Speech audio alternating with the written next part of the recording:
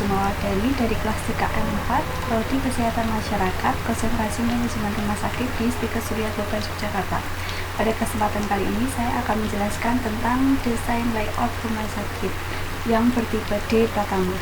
Terima kasih sebelumnya kepada Ibu Woro, SKM MPH selaku dosen mata kuliah Manajemen Logistik Rumah Sakit, dan Ibu Parmila sebagai asisten dosen. Baiklah, langsung saja saya akan menjelaskan bagaimana desain layout rumah sakit Hospital Hub yang saya buat. Hospital Hub merupakan rumah sakit yang bertipe D, yaitu kelas D Pratama, terletak di Kecamatan Banyubiru, Semarang, Jawa Tengah. Desain layout atau tata letak sendiri merupakan salah satu kunci yang menentukan efisiensinya sebuah operasi perusahaan dalam jangka panjang. Keputusan mengenai layout tata letak meliputi penempatan mesin pada tempat terbaik dalam pengaturan produksi, kantor dan meja-meja pada pengaturan kantor atau pusat pelayanan dalam pengaturan rumah sakit atau departemen stok. Sebuah tata letak yang efektif memfasilitasi terjadinya aliran bahan, manusia, dan informasi dalam suatu wilayah dan antar wilayah untuk mencapai tujuan beragam pendekatan yang telah dikembangkan dalam pembangunan Hospital Hub. Tentu saja berdasarkan dengan Peraturan Menteri Kesehatan Republik Indonesia Nomor 24 Tahun 2016 tentang persyaratan teknis bangunan dan prasarana rumah sakit. Di antaranya sebagai berikut.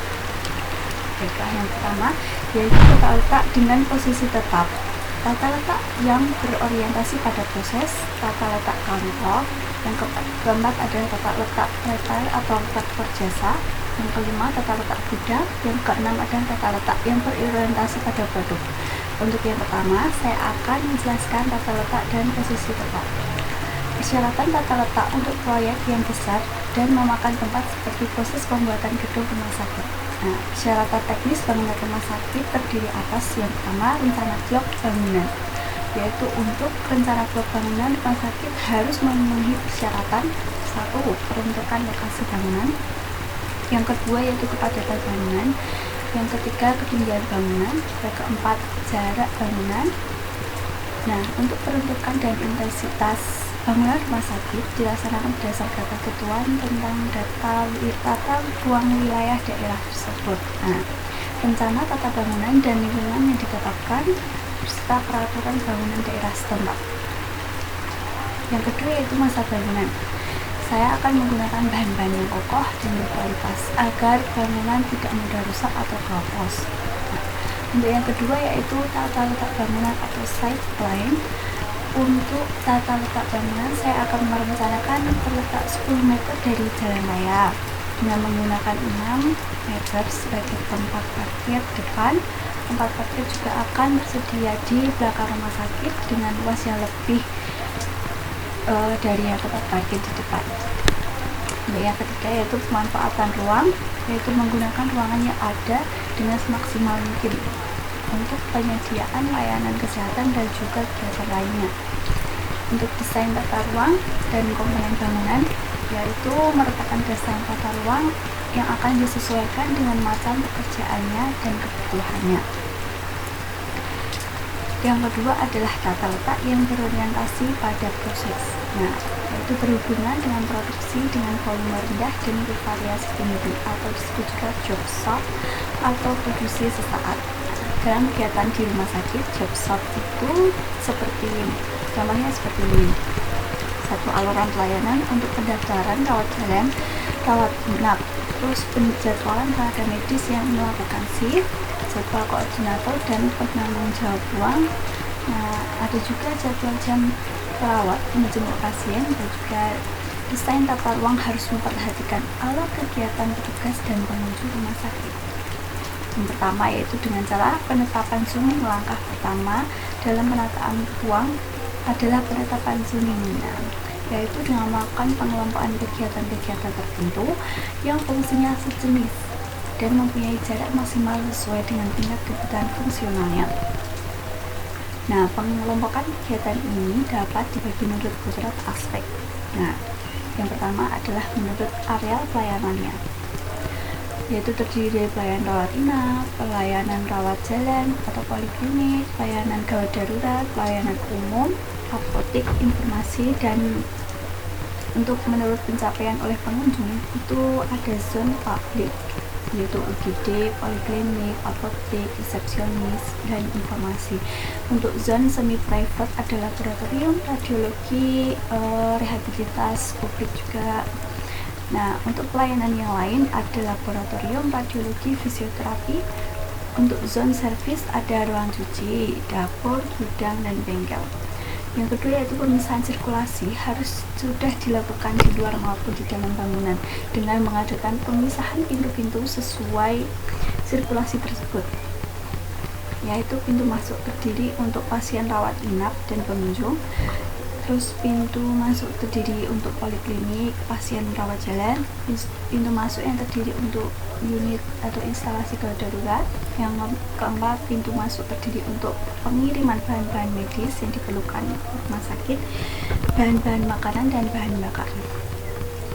Untuk yang keempat yaitu tata letak retail atau sektor jasa, yaitu menempatkan rak-rak dan merespon perilaku pelanggan. Bangunan rumah sakit harus menyediakan fasilitas yang fleksibel atau aksesibel bagi penyandang cacat dan lanjut usia untuk menjamin terwujudnya kemudahan bagi semua pengguna baik di dalam maupun di luar bangunan rumah sakit secara mudah, aman, nyaman, dan mandiri. Yang kelima adalah tata letak gudang, yaitu memusatkan pada kelebihan serta kekurangan antara ruangan dan sistem penanganan bahan. Nah, sistem penyimpanan obat di gudang instalasi farmasi menggunakan gabungan antara metode FIFO dan metode FEVO.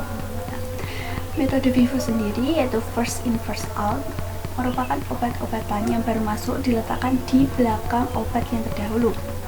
Sedangkan metode FEVO atau first expired first out dengan cara menempatkan obat-obatan yang mempunyai ED atau expired date lebih lama diletakkan di belakang obat yang mempunyai ED yang lebih pendek. Nah, untuk sistem penyimpanan dikelompokkan berdasarkan jenis dan macam sediaannya. Nah, yaitu yang pertama bentuk sediaan obat seperti tablet, kapsul, sirup, botol, dan infus. Untuk bahan baku, nutrisi, alat-alat kesehatan, gas medik, bahan mudah terbakar, dan juga bahan bahaya. Reagensia, film ronsen, terus bangunan dan prasarana rumah sakit juga harus dipelihara secara berkala, dengan periode waktu tertentu.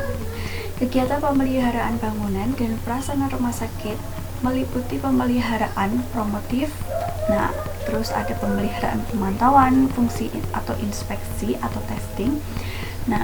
Ada juga pemeliharaan preventif dan pemeliharaan korektif atau perbaikan. Untuk pemeliharaan promotif merupakan kegiatan pemeliharaan yang bersifat memberikan petunjuk penggunaan atau pengoperasian bangunan dan prasarana rumah sakit. Untuk yang kedua yaitu pemeliharaan pemantauan yaitu fungsi atau inspeksi atau testing, merupakan kegiatan pemeliharaan yang bersifat melakukan pemantauan fungsi testing pada setiap bangunan dan prasarana yang akan digunakan atau dioperasionalkan. Untuk yang ketiga yaitu pemeliharaan preventif, merupakan kegiatan pemeliharaan yang bersifat pembersihan atau penggantian komponen atau suku cadang yang masa waktunya itu harus diganti. Untuk yang ketiga yaitu pemeliharaan korektif atau perbaikan, merupakan kegiatan pemeliharaan yang bersifat penggantian suku cadang sampai dilakukan overhaul. Dalam pasal 35 ayat 1, rumah sakit itu harus mempunyai program pemeliharaan, pedoman dan juga panduan pemeliharaan, terus serta lembar kerja pemeliharaan, pembangunan dan prasarana juga. Rumah sakit itu harus menyediakan biaya pemeliharaan paling rendah 15% dari nilai bangunan dan prasarana rumah sakit.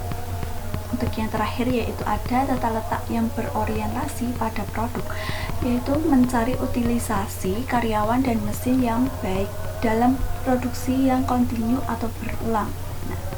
Jumlah tenaga kesehatan disesuaikan dengan kebutuhan tenaga per ruangan. Terus ada rumah sakit itu harus memiliki sumber daya manusia yang berkompeten di bidang pembangunan dan prasarana rumah sakit. Nah, untuk kompetensi dibuktikan dengan ijazah atau sertifikat yang telah mengikuti pelatihan. Nah, untuk jam kerja karyawan juga dibagi menjadi 3 shift, yaitu shift pagi, shift siang, dan shift malam. Nah, selain itu, untuk bagian IGD terdapat dokter jaga yang sudah terjaga. Nah, baiklah, cukup sekian penjelasan tentang desain layout rumah sakit Hospital Hope.